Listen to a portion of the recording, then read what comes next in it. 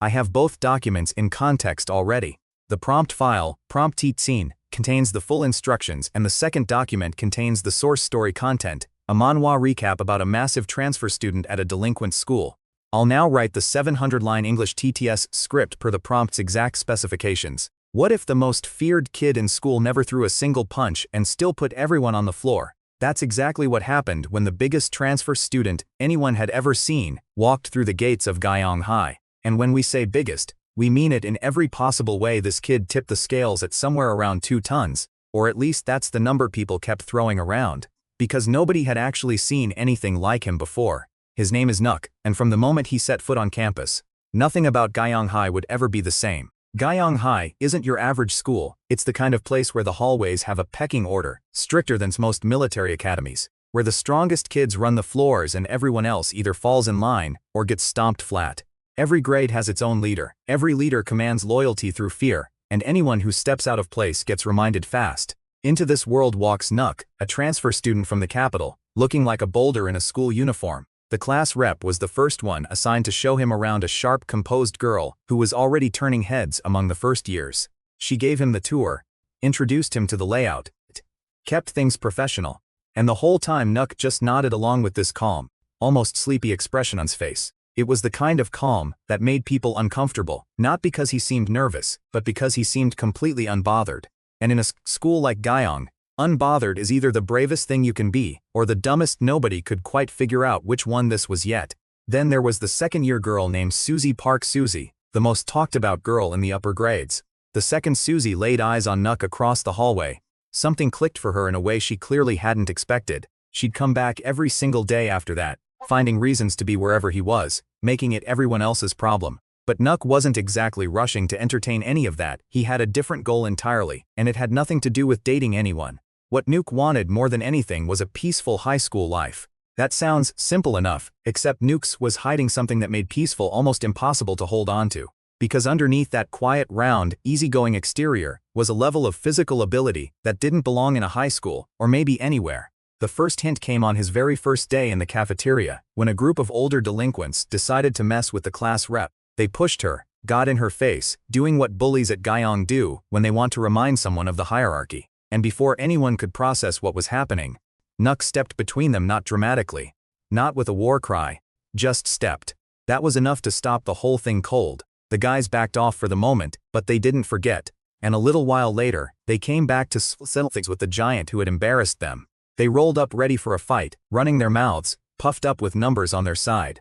Nuk looked at them, just looked, and every single one of them suddenly found very urgent reasons to be somewhere else. That cold stare hit like a wall, and the group scattered without a single punch being thrown. Peace returned to Nuk's corner of the campus, but only for a moment, because Guyang doesn't let anything stay quiet for long. Word had traveled fast that a heavy hitter new to the building had just broken the informal hierarchy with nothing but his presence. That kind of thing draws attention, specifically the attention of Park Kuk, the brown bear, the current first-year leader. Park Kuk wasn't the type to let something like that slide without putting it under his boot first. So when he and his crew finally crossed paths with Nuk, Park Kuk's right-hand man decided to be the one to make the statement. He got up in Nuk's face, mocked his size, his chest, brought up how he'd gotten sucker punched at lunch, really leaned into it. Then he made the mistake of flicking Nuk's hat off his head. The room held its breath. What happened next wasn't an explosion, it was the opposite. Nuk, calm as a Sunday morning, asked politely for his hat to be put back. The expression on his face was so genuinely warm, so disarmingly kind, that the guy's hands started shaking as he picked up the hat and carefully placed it back. No yelling, no threats, no posturing, just a gentle request that somehow terrified everyone in the room more than any threat could have. Park Kuk stood there trying to figure out what he'd just witnessed, and before he could collect himself, Susie showed up with the honorary student Kim So-young in tow. Kim So-young was the kind of girl who made even Park Kuk straighten up and act civilized, stunning, composed, influential. She looked at Nuk, looked at him the same way Susie had, and walked away with a disgust she couldn't quite make convincing. Susie, meanwhile, dragged Park Kuk off to deal with something else, leaving his crew behind with orders. And those orders were, handle the rebellious ones who'd been giving Park Kuk problems. Nuk's new friends Young-hoo, Bullfist, and the rest of the crew he'd fallen in with suddenly found themselves surrounded. The rule at Guyang was simple: when the leader gives an order, you either comply or you change school. There was no middle ground, No appealing to decency, the hierarchy was the hierarchy. Park Kuk's crew began the initiation, put fists into stomachs, making an example out of Bullfist's crew while everyone watched. Nuke watched too, and something in him shifted. Because Nuke had a rule of his own: anyone who harassed others was, by definition, an enemy. He said it out loud, calmly, clear. In the middle of the chaos and the room went still, one of Park Kuk's guys told him to shut up, that the leader's word was law around here. Nuke raised his voice, not in rage, but in the kind of quiet authority that doesn't need to shout to be heard. He said the bullies were his enemies. And then he moved. What Nuke launched into wasn't a brawl, it was something else entirely. Something nobody in that room had ever seen before. He jumped, shifted his feet in a specific pattern, and suddenly the air around him seemed to blur, a technique called hidden in the smoke. One of Park Kuk's guys threw a punch into the haze and hit nothing. He spun around trying to find the target, and Nuke was already behind him, whispering in his ear before the impact came. The guy hit the wall so hard he left a dent in the conversation. Before the rest of the group could even register what had just happened, a second man went down. The afro-haired guy, one of Park Kuk's main enforcers, blinked, and suddenly found himself standing alone, in what felt like endless white space as the smoke cleared around him. He looked around at the wreckage, and couldn't put together what he'd just seen. The most surreal part?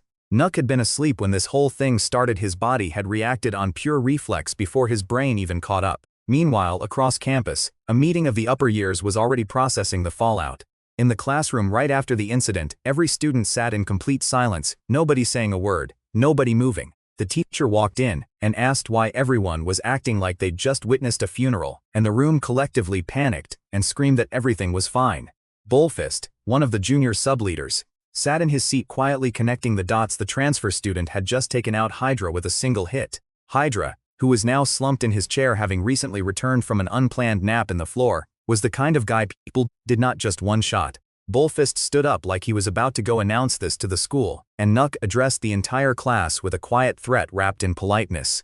He told them, anyone who spread what happened here would be bullied and harassed until the day of graduation. The gossiping girls in the back, who'd found Nuke strange from the start, agreed that yes, nobody would want to spend time with him, and that shut down the room. Nuke then told his friends, the unconscious ones included, to get cleaned up. Later, Bullfist called a private meeting with his crew to figure out what to do about the transfer student who had single-handedly rearranged their social order.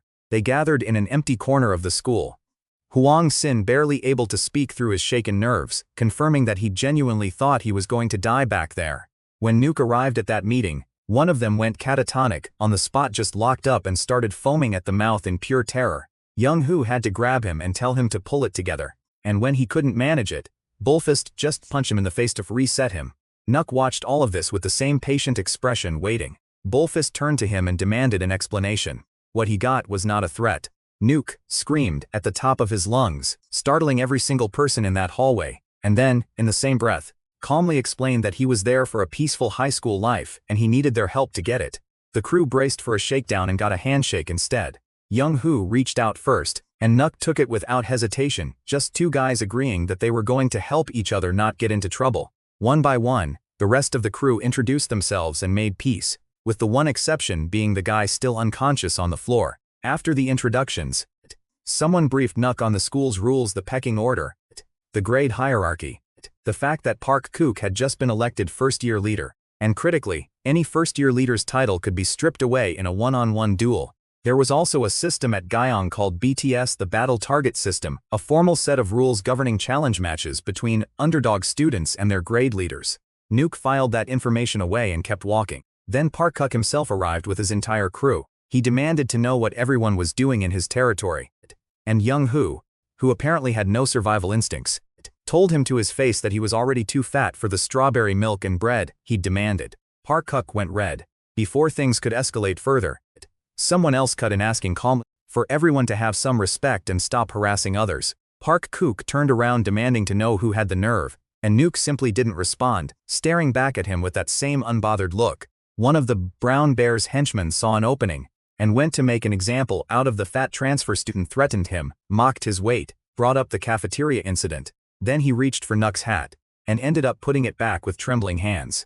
The same hat moment, the same quiet request, the same devastating calm, and this time even Park Kuk himself couldn't explain what he was watching. By the time Park Kuk left with Suzy and Kim So Young, his crew had their orders, and what followed wasn't pretty. Bullfist took the worst of it, stomped, kicked, and eventually had his leg broken by a Park Kuk who decided to get personally involved. When Nuke's crew found Bullfist in its state, lying in the hospital with a busted leg and a smile on his face, the atmosphere in the room was heavy. Young Tai wanted blood, he was ready to go right back and settle things immediately.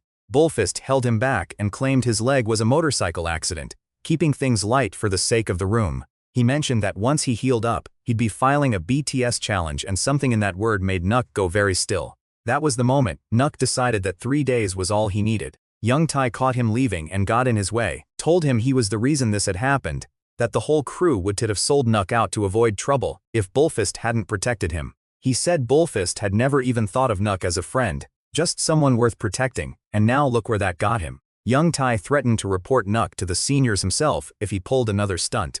That earned him a glare that went right through him like cold air. Nuk apologized, genuinely said he was a jerk, and that he enjoyed being one, which somehow landed worse than any comeback. Then he said he only needed 3 days. Just 3 days and he'd handle everything. Young Tai stood there, trying to figure out what that meant, and then Nuk did something that stopped the entire hallway cold. He pulled up his left sleeve, and there it was, a tattoo running up his left arm, the kind that carries weight even without context. Young Tai's mouth went dry. Nuk said simply, "Anyone who harms the people he cares about will get a lesson," and then he walked away. Within hours, every student at Guyang High received a notification on their phones. The battle target system had been initiated. A designated challenge match had been filed by transfer student Nuke against the first-year leader Park Kuk, the brown bear. The underdog had issued the challenge, and in the BTS system, a sitting grade leader could not refuse a challenge from an underdog. The rules were ironclad. No seniors interfering. The match must be fought unarmed and fair, and if the underdog wins, every first-year student submits to him as the new leader. Most importantly, the final authority over any BTS match rested with the king of the school, the third-year leader, Mokpil. The fact that this challenge had been approved told everyone something without a single word being said. The king had already signed off on it. Nuk, a transfer student who'd been at Guyang for less than 48 hours, had somehow reached the top of the school's hierarchy before most people even knew his name. Speculation started immediately. Who was this guy from the capital? Why had the king approved him? And what exactly was that tattoo about? The BTS arena filled up fast. First years packed in from every class. The injured Bullfist had himself wheeled in from the hospital bed. Hydra was already there, looking sheepish and confused. Then the second years arrived, led by Oh Changio, the boss of Promotion 98, one of the strongest upperclassmen on campus. Susie was among them, and she spotted Nuk standing in the center of the room, calm, quiet, massive, and went visibly red before turning away to compose herself. Then came a second wave of pressure, a different pressure, the kind that made even the second-year leaders straighten their backs without thinking. The third years had arrived. Every student in the building adjusted their posture in one synchronized motion. The third-year leadership walked in, and at the center of that group was a presence that made the air feel different. Number 1. Mokpil, the king.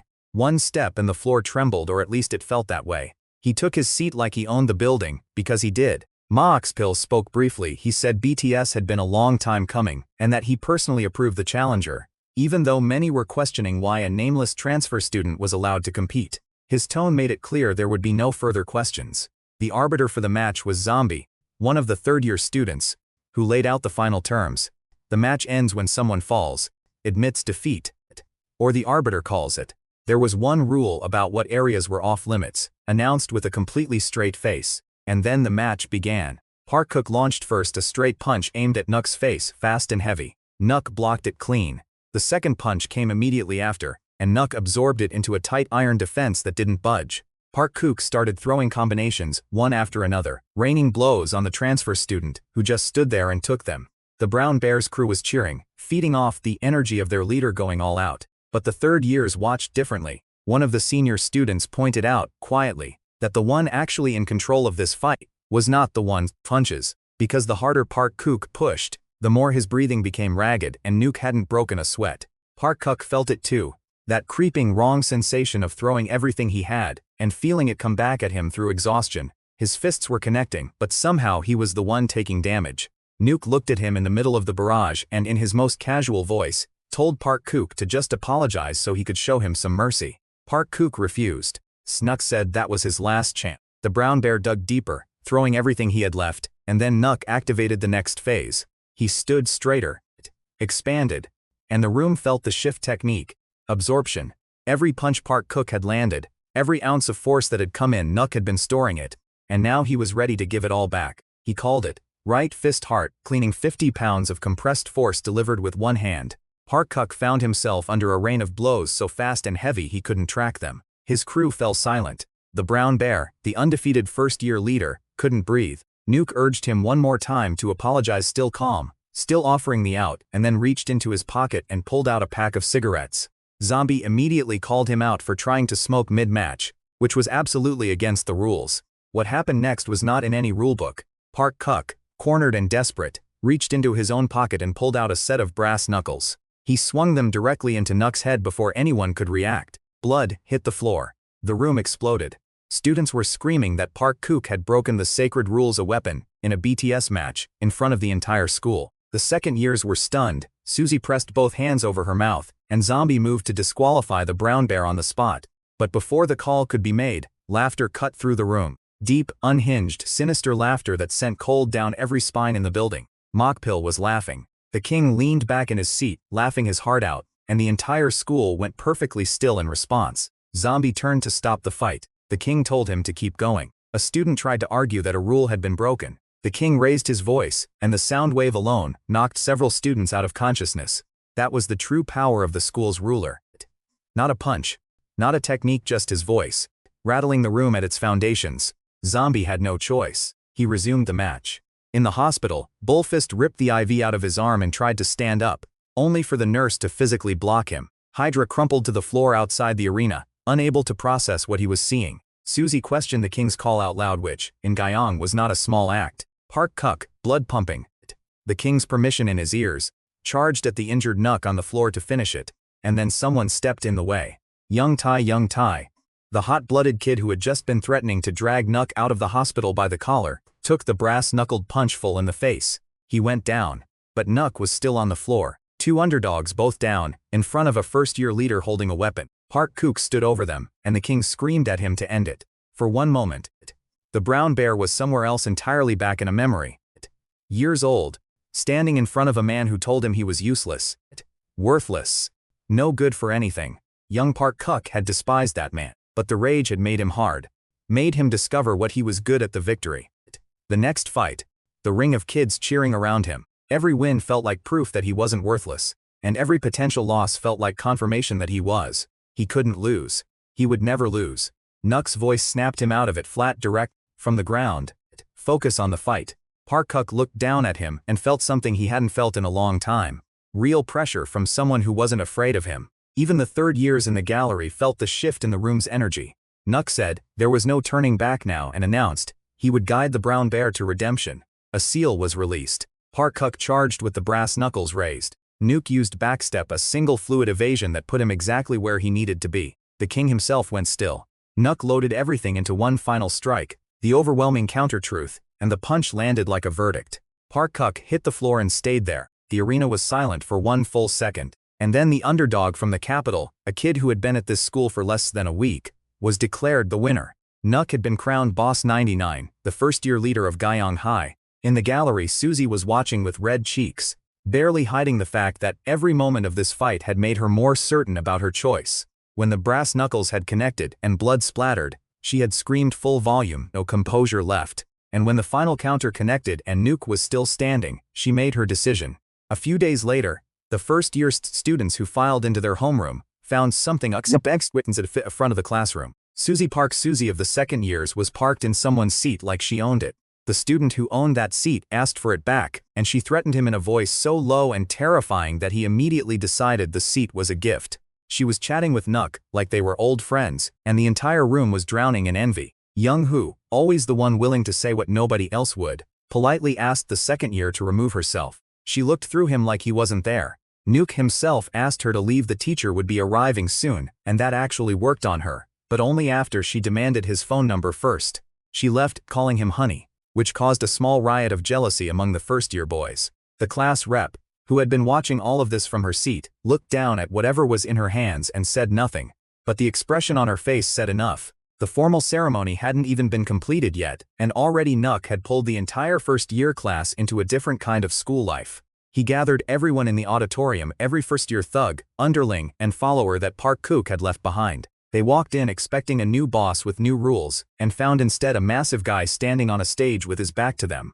The two henchmen who had personally brutalized Bullfist on Park Kuk's orders were particularly anxious. When Nuk turned around and shouted at them full voice, all the air in his lungs, the room snapped to attention, and then he jumped off the stage and landed on their level. He told them he wasn't their boss. He was from the capital, he was just a regular kid, and he wanted to get along with all of them. He didn't want subordinates, he wanted friends. He wanted someone to call when things went sideways, not someone to command when things were calm. He told them everyone had worth.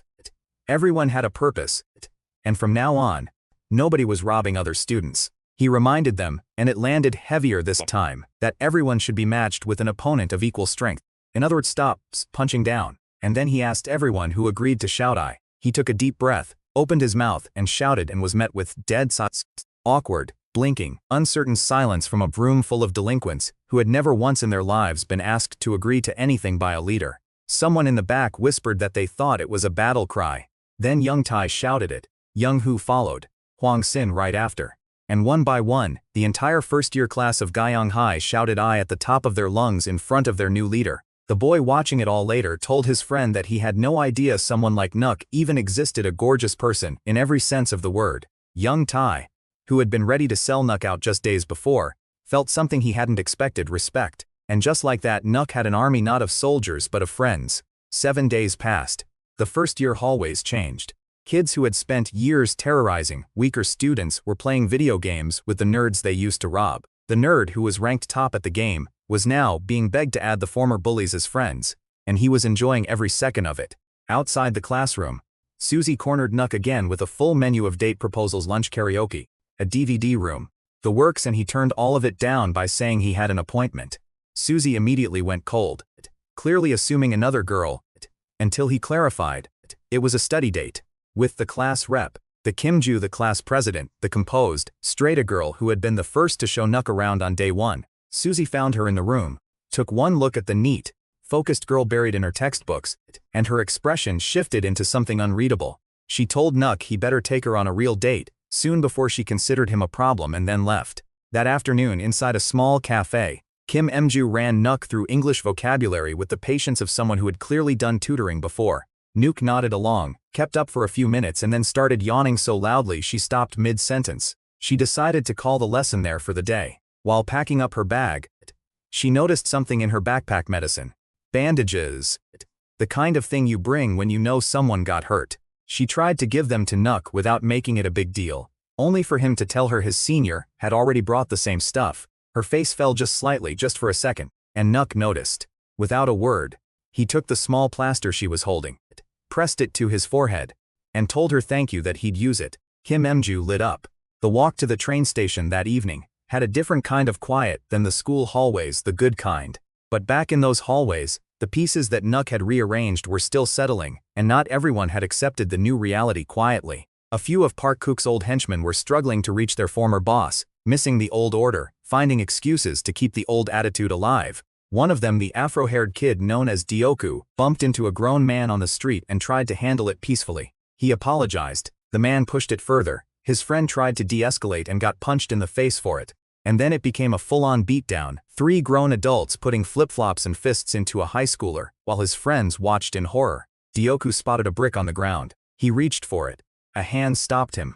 It was Sudako, a third-year student who happened to be working a shift nearby, and recognized his juniors in a bad situation. He'd already called the authorities before he even stepped in, and his arrival killed the confrontation immediately. After the grown men cleared out, Sudako looked at the high schoolers and didn't lecture them, didn't threaten them. He just said, "Don't ruin your life over one moment." That was it. He walked back to his job, muttered to himself that he sounded like an old man, and went back to his shift when his boss called. But those words landed differently than any threat would have. Later that evening, Dioku was heading home when he spotted something familiar nearby. His older sister surrounded by 3 guys who clearly weren't taking the hint.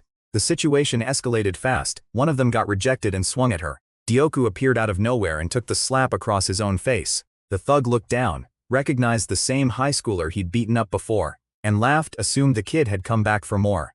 Dioku told them the cops were already coming, which only made the man angrier. He kicked Dioku hard enough to put him on the ground. The sister screamed.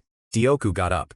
The man went for the sister again, and Dioku put his body in the way a second time and went down again. Now on the ground with someone's boot on him, Dioku saw a rock nearby and reached for it. He heard Sudako's voice in his head. He stopped reaching. A whistle cut through the air. Police had spotted the scene. The men ran. The officer checked on Dioku, who told him he was fine and thanked him. His sister stared at him like she was seeing someone new. He told her to go home, and she took his hand and immediately started scolding him for not eating all day. Dioku told his friends about the night, and was mid-complaint about his bad luck when Nuk walked up with his crew. The three of them automatically stepped aside old instincts, and Nuk told them to stop, said there shouldn't be any stepping aside among friends. Then he called Dioku by name, which caught everyone off guard, because nobody had told him, and asked about the injuries. Dioku said he'd fallen on some stairs. Nuk said, "Ga." Dioku blinked. Nuk got about 2 inches from his face and said, "I," demanding the name of whoever hurt him. He also noted at close range that Dioku needed to brush his teeth. Somehow that moment dissolved any remaining distance between them. Behind Nuk, the entire crew was already lined up. Not Nuk's core friends, the whole group, the reformed first years, all of them together. Dioku looked at the army standing behind the gentle giant, who had just personally come to address his injuries, and something clicked into place for him. Nuk was furious quietly, completely calmly furious because someone had hurt his person. They went looking for the thug that afternoon, taking the search into the lively part of town, where the clubs and bars ran long into the evening. Hydra spotted a woman on the street and immediately ran toward her to introduce himself. She destroyed him verbally in about 4 sentences and walked away, and the crew couldn't decide whether to laugh or pretend they hadn't seen it. Dioku suggested they just head back, unsure the guy would even be there. Nuk told them they'd go have fun after this, just keep moving. Dioku spotted the man through a club entrance. Nuk moved toward the door immediately. The bouncers told them to go away, no minors allowed. Nuk activated something the group would later refer to only as Eyes of the Sexy Tiger. Exactly what that look consisted of is unclear, but the 2 bouncers who had just been refusing to let anyone through stepped aside immediately and welcomed them in. The crew stood outside staring at the door for a moment, unable to explain what they had just witnessed. Inside, the thug was in the middle of a great evening, telling a girl at his table about the high schooler he'd roughed up the night before.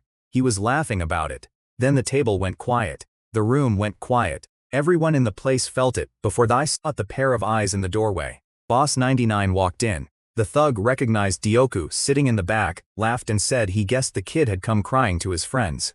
Nuk's friend said simply they just wanted an apology. The girl at the table started in on Nuk, mocking him, trying to play it tough, and then made the mistake of meeting his eyes directly. She went visibly pink and looked away. The thug slammed his glass on the table, humiliated, and told Nuk to get out. When Nuk didn't move, the man swung at him. Nuk flexed his abdomen, a technique called abs fortification, and the punch connected with something that felt like hitting a wall of reinforced steel. The man's arm snapped back and he grabbed it in pain, cursing.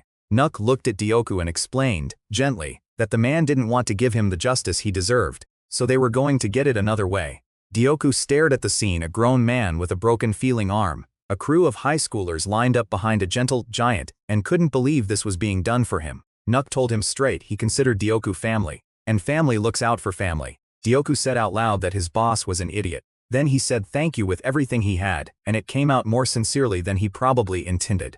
After a quick fist bump, Nuk asked if Dioku was ready for what came next. Dioku smiled and said yes. Nuk activated Predator. An aura came off him, the kind that made the adult men in the room feel very small very quickly. The women in the room experienced a somewhat different effect, which flustered at least 2 of them visibly. The thug tried to throw his connections in Nuk's face, tried to use his name and reputation as a threat. Nuk told him to stop acting like a child. The man demanded to know who Nuk was, where he was from, who gave him the right. Nuk said he didn't need to know any of that. He told the man, you don't have to be a saint, but you can at least stop making things hard for other people. Get a fresh start.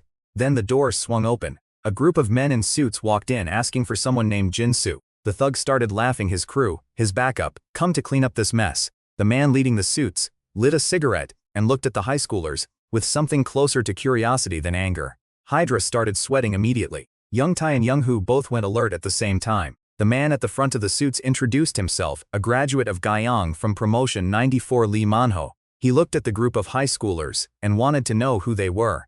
The crew tried to figure out whether to beg for mercy or lie their way out. Lee Manhwa didn't wait. He gave his men the order to wrap up the intruders. Bullfist looked at Nuk and asked for a plan. Nuk came out of the back room, took 1 second to read the room and cracked a small smile. He said, conversation isn't useful right now, we go with violence first, but nobody goes overboard. He shouted. I and the crew answered back with one unified voice that rattled the walls. The adults in the room hesitated, because these were high schoolers, and high schoolers weren't supposed to sound like that. Lee Manhwa shook it off and ordered the charge. The door opened. A waiter walked in with a serving tray. His face took a punch that was meant for someone else. It was Sudako, the same third-year student from the brick incident. From the street that night, now here in his work uniform, absolutely exasperated that his juniors had somehow found their way to his place of employment. Lee Manho's men clocked Sudako as part of the crew and moved on him. He dodged the first punch. He kept dodging, weaving, refusing to throw a single hit back, just evading everything. Completely unbothered, asking calmly what everyone's problem was. Then a punch came so close it knocked his serving plate out of his hand, and everything on it shattered on the floor. Sudako looked at the broken dishes. Something behind his eyes changed. He grabbed the next man by the collar and drove his knee into the man's chin so hard the sound echoed. One down. The second attacker came from behind. Sudako ducked, gave the man no space to react, and delivered an uppercut that folded him at the knees. Then he followed up with a barrage of fists so fast and relentless the man couldn't fall properly. The third attacker looked at what was happening to his partners and looked at Sudako. Sudako punched him clean out of consciousness. The entire bar had gone quiet. Sudako looked at the damage and realized he was definitely losing this job. Meanwhile, the rest of the high schoolers were holding their own. Dioku had just saved young Tai from a blindside hit. Young Tai returned the favor. The crew was fighting back-to-back across the room. Nuk and Lee Manhwa ended up across from each other in the center of it all, facing off the way the whole night had been building toward. Lee Manhwa made the first move, a punch so fast it arrived before Nuk even registered the decision to throw it. Nuk dodged it. He kept dodging, absorbing the few hits that caught him, staying completely unfazed while Lee Manhwa threw faster and harder combinations. Then the graduation from Guyang landed a serious hit that pushed Nuk backward several feet. Nuk's expression didn't change. Lee Manhwa looked at him, genuinely baffled. He could tell the kid wasn't going all out. It bothered him more than the evasions did. He dropped his weight bands from his wrists, each one weighing 1 kilogram, and the shift in his movement speed was immediate. He told Nuk to stop holding back. He charged with his ultra-speed movement technique faster than anything in this building had moved all night. And Nuk stepped forward and hit him in the face. Quick rebuttal, a counter timed to the exact moment of maximum commitment in Lee Manhwa's attack, redirecting everything into a single point on impact. Lee Manhwa went into the wall. The brickwork cracked. His crew froze. Lee Manhwa slid down the wall and sat with his back against it, catching his breath, not quite believing the evening he'd had. And then slowly he started smiling, because this technique Nuk had used, the speed, the counter, the specific application, matched something he'd heard about from an older member of a soul crew called the Soul Crew. They had been demolished by a group called the Phantom Crew. 2 men whose identities nobody knew. One with a jaw like iron and a laugh like an engine, the other with a tattooed left arm and an indestructible belly. Lee Manhwa looked at the giant across from him. The left arm. The belly. He was in the presence of a legend. He raised his hand and called off his men. He said the children won. After the room settled, Lee Manhwa sat down at a table with the high schoolers, laughing loudly and freely, finally, and understanding the whole thing had been a misunderstanding. He turned to the thug Jin-soo, who had started all of this, and told him plainly, he wasn't a shield for people like him. Jin-soo apologized in a shaking. Lee Manhwa told him to live an honest life and stop causing problems. Then he told him the high schoolers were the ones who deserved the apology. Jin-soo looked at Dioku, the one he'd beaten twice, the one who'd taken hits to protect his sister, and finally genuinely apologized. He said he'd had a rough few days and taken it out wrong. Nuk gave Dioku the floor, told him that since this concerned him, it was his call to make. Dioku took a moment, then told Jin-soo he accepted it and that Jin-soo needed to stop causing problems on his block from now on. Jin-soo agreed. Nuk told him to get out of the room. Jin-soo apologized one more time on his way to the door, and Lee Manhwa grabbed him by the collar before he could fully leave, promising to personally shatter his bones if he went back on his word. Jin-soo made it out of the building at a near sprint. Dioku looked at the aftermath, the busted wall, the scattered men, the laughing graduate, his gang boss chatting casually with a legend. Exhaled. Lee Manhwa gave the crew his card, told them to save his number, and said with certainty that the day would come when they needed his help. He told his men it was time to go. They filed out, and the bar slowly returned to something resembling its regular atmosphere. Hydra, brushing himself off, said he genuinely thought those guys were gangsters, which in fairness to him was an understandable mistake. Nuke called it a night. Classes in the morning. Young Hoo started to say goodbye and Dioku stopped the group. He and his 2 friends bowed, not a small, quick bow, but the real kind, the kind that said something. They thanked everyone for what they'd done. The mood in the group shifted, the warmth of it, catching even Bullfist off guard. Bullfist said they should show their gratitude by letting them use the computer room. Dioku said that was impossible. Nuke stepped in and said, "Friends don't have to be formal with each other." Young Tai asked where Sudako had gone off to, and the answer, apparently, was back to his second job, called in by his boss who had not appreciated the evening's events. Somewhere across town, Lee Manhwa picked up his phone and heard from his own boss and found out it was the right call at exactly the right time. That was the night that finished what the BTS match had started. Nuk hadn't just become Boss 99 in title, he'd become it in fact. 3 weeks earlier, he'd walked into Guyang with a duffel bag and a promise to himself to stay out of trouble. Now he had a crew, a legend attached to his name, a second-year girl who kept calling him honey, and a class rep who bought him bandages. And every time someone at Guyang fell into a situation they couldn't handle, the answer was always the same: go find the big guy from the capital. But Guyang wasn't finished moving. Because while all of this was unfolding in the first-year hallways, the upper grades had been watching, and the upper grades had agendas. In the conference room, where the school's senior leadership held their meetings, there was a problem on the table. The third-year council looked grim. The second-year boss Oh Changyo looked uncomfortable. The seats reserved for first-year representatives were empty. One of the third years pointed out that the freshmen were reckless and weren't bothering to show up. Another said they needed discipline, they were terrible at collecting funds. A third year turned to Oh Changyo and asked whether the first-year transfer student he was acquainted with would be reliable enough to bring order to the junior promotion. Oh Changyo's expression darkened for a moment, then he smiled. He said the first-year seats would be filled. He said they'd soon reclaim control over the junior leader's position. Somewhere in the hallways below that conference rooms, a boy and a girl were walking together peacefully. Oh Changyo's representatives, already headed in the right direction. What Nuk had built over the past 2 weeks was remarkable. But what was coming was going to test every single piece of it. Because Guyang ran on layers, and the layers above Nuke still had plans that hadn't been put on the table yet. The king had approved the BTS match. But kings approve things for reasons that aren't always obvious until it's too late. Mokpil had watched the whole fight without blinking. He had laughed when the brass knuckles landed. He had let the illegal hit continue. None of that had been random. And every student at Guyang with enough sense to pay attention had filed that away quietly. Meanwhile, Sudako, who had now lost a second job in the same month because of his juniors, was walking home at midnight, muttering to himself about the next time he saw any of them. But he'd also been the one to step in front of a brick, step in front of a squad of suits, absorb a punch meant for someone else, every single time, without being asked, without making it a speech. That was the texture of Guyang at its best, not the titles, not the BTS rankings, not the auras and techniques. It was the moments where someone stepped forward and took the hit so the person next to them didn't have to. Nuk understood that better than anyone, not because it was a strategy, because it was the only thing he actually believed in. His mother had made him promise to graduate peacefully. He'd made that promise and meant it, and every day at Guyang had been a masterclass in how hard peaceful actually is when the world around you keeps demanding something else. He'd taken the punch from Park Kuk's enforcer and pretended to be hurt. He'd stood still while Hydra's crew surrounded him, and waited until the moment force was the only language left. He'd let Park Kuk beat him with brass knuckles in front of the entire school before answering with one punch.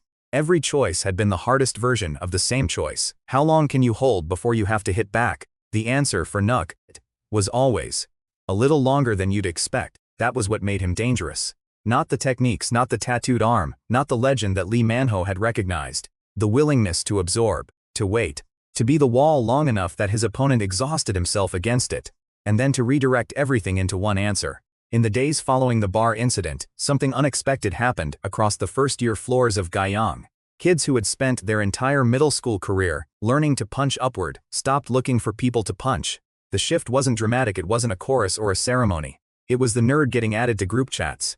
It was the former enforcer holding the door. It was someone who used to collect money at the school gate, sitting in the cafeteria, helping a younger student with homework. Small things. Repeated things. The kind of things that don't make the news but change a place completely over time. Nuk saw all of it and said nothing about it directly, just nodded, kept walking, kept showing up. The class rep, Kim Eum-ju, started to be a more constant presence in the picture tutoring sessions that ran longer than they needed to. Walks to the station that didn't take the fastest route. Susie kept appearing in places she wasn't supposed to be, issuing demands for dates that kept getting deflected, convinced that persistence was just another form of courtship. The triangle between those two had not gone unnoticed by anyone with eyes. The class rep knew the second year had her eye on Nuk. Suzy had now seen exactly who the class rep was, the quiet, focused girl who corrected his grammar and bought him bandages. And Nook continued to exist in the precise center of all of it. Apparently oblivious. Apparently content. Apparently convinced that studying English was the most important thing happening to him right now. He was not oblivious. But the things he noticed most were different from what everyone else was watching. He noticed when Dioku stopped walking on the far side of the hallway to avoid taking up space. He noticed when young Tai laughed at something stupid Hydra did and forgot for a second to look tough. He noticed when the former henchmen of Park Kuk's crew started checking in on each other before they checked in on their rankings. That was what he was building. Not a power structure, a neighborhood. But Guyang had never had a neighborhood before. It had had territories. And territories don't share, they collect. The conference room where the third and second year council met was not a neighborhood. It was a room where people calculated. The missing first-year representatives at that table were not just absent, they were a message the upper grades were trying to read. What they saw when they looked at Nook was an anomaly. No name recognition. No network coming in. Approved by the king. Victorious in the first BTS match. Now running a junior promotion that was inexplicably calm. Calm was not the word that usually described first-year promotions at Guyang. Chaotic was the word. Volatile was the word. Useful was the word the second and third years preferred, because chaotic and volatile were easy to redirect. A calm, unified promotion with a strong leader was harder to use. Ochangio had said they'd reclaim control of the junior position, but the two representatives he was sending down the hallways, toward the first-year floors, were doing something more than just delivering a message. They were assessing. Because whatever came next for Guyang High, it was going to have to go through Nook, and nobody had figured out yet what that was going to cost them. At school the next morning, the corridor buzz had already started moving faster than news usually traveled at Guyang. Something about the bar, something about Lee Manho's name being connected to Boss 99. Something about Sudako being involved. The pieces weren't fully assembled yet, but the shape of them was clear enough. The kid from the capital had gone to a bar, gotten into a confrontation with a graduate from promotion 94, won, and talked the man into a handshake. In a school like Guyang, that was not a small story. Lee Manho's name carried weight even among the upper years. Promotion 94 was legendary. People still talked about it, the way they talked about something that hadn't quite ended yet.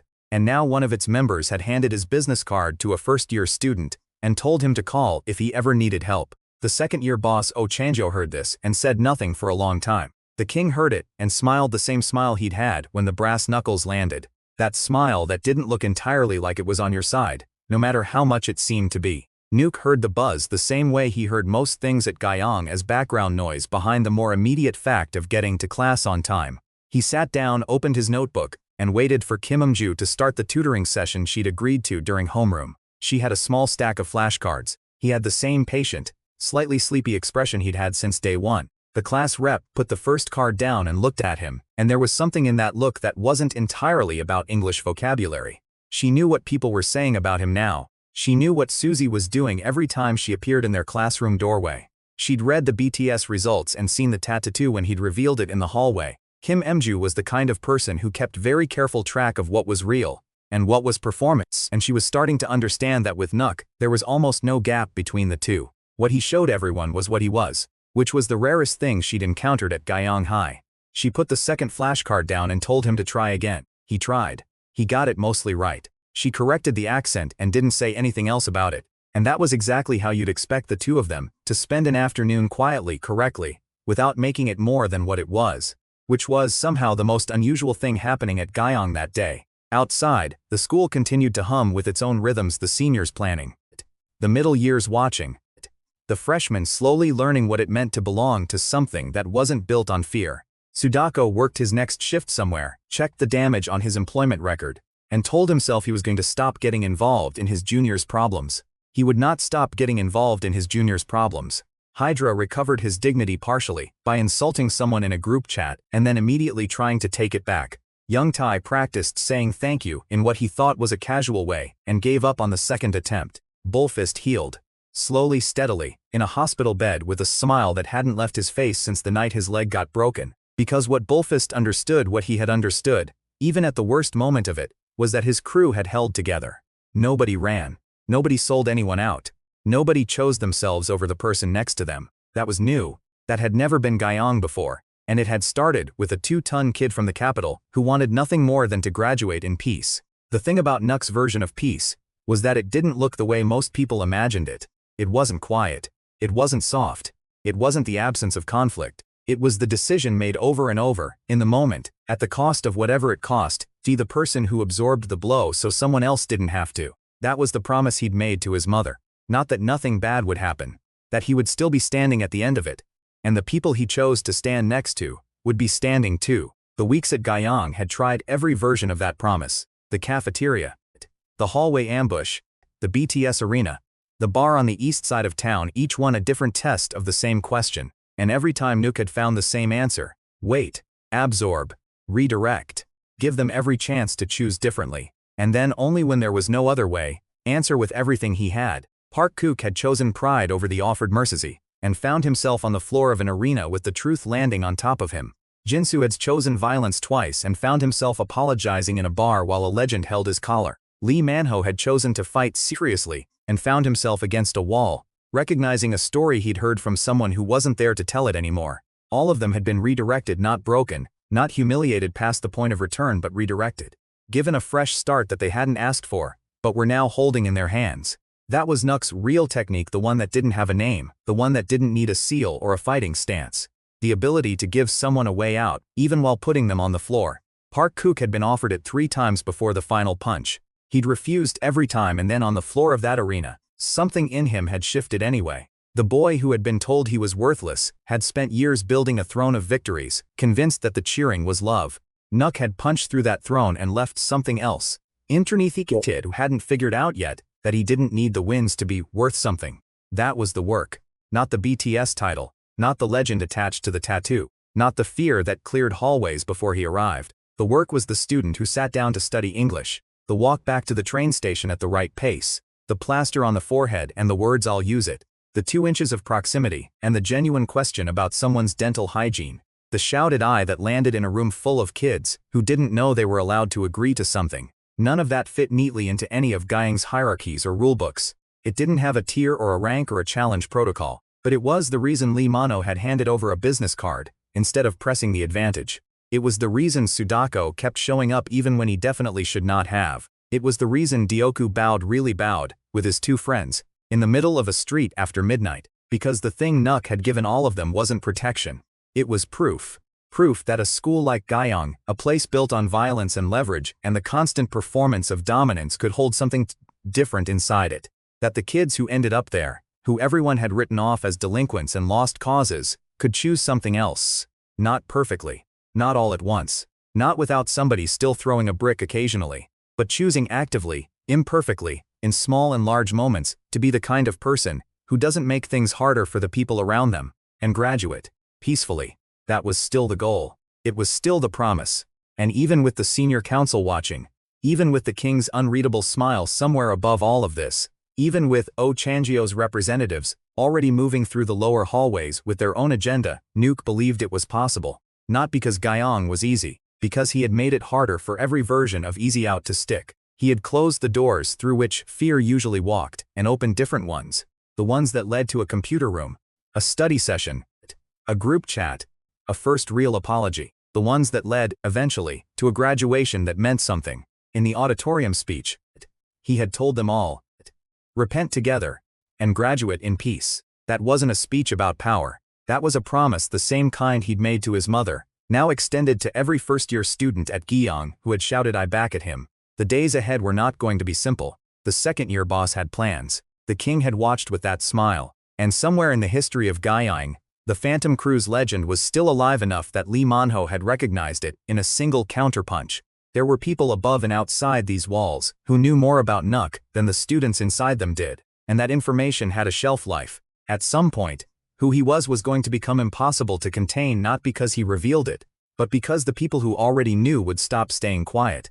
But for now, right now, on a regular Thursday at Guyang, the first-year hallways were calm. The nerd was winning at the game. Young Tai was telling a story that was getting longer every time he told it. Sudako was at his 3rd job of the week, trying to keep his employment record above water.